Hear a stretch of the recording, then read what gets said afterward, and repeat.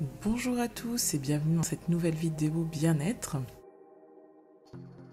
Et toujours en rapport avec l'hypersensibilité, aujourd'hui nous allons nous pencher sur la passion et la profondeur des émotions.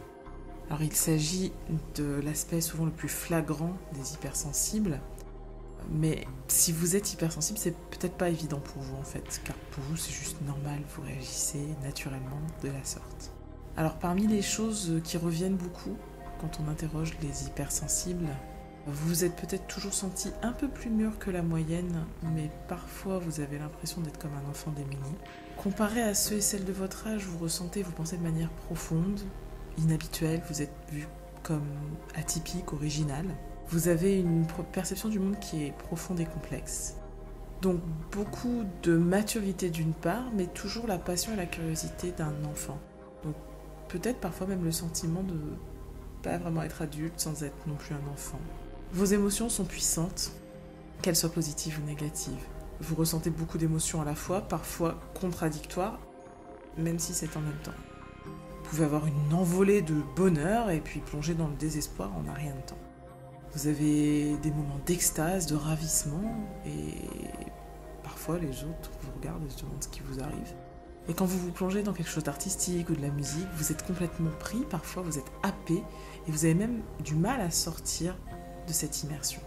Votre manière d'aimer, elle est passionnée. Et je ne parle pas que de l'amour de votre conjoint ou conjointe, c'est juste vous aimez les gens pleinement, entièrement.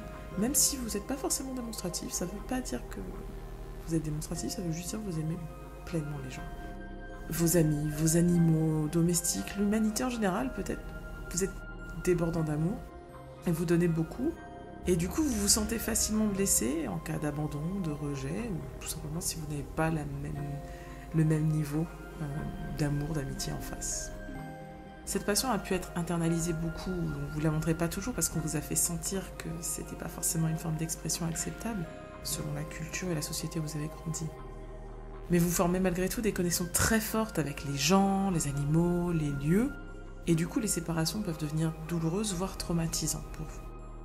Votre vie est emplie de tendresse et de nostalgie. Vous êtes plutôt du genre à aimer les gens avant de les détester, et vous n'êtes peut-être même pas assez méfiant parfois. Et quand vous vous souvenez d'un moment passé avec une personne aimée, vous pouvez même avoir l'impression que c'était hier et tout ressentir à nouveau. Voilà pour cet aspect, la passion, la profondeur des émotions. Donc c'est bien sûr une vaste introduction, c'est beaucoup plus complexe. Je ne fais qu'adapter l'article d'Imilo qui a écrit tout un livre sur la question. Donc bien sûr, si vous voulez en savoir plus, le livre reste pour moi une très bonne référence. Et là, elle a écrit tout un chapitre sur tout ça. À bientôt!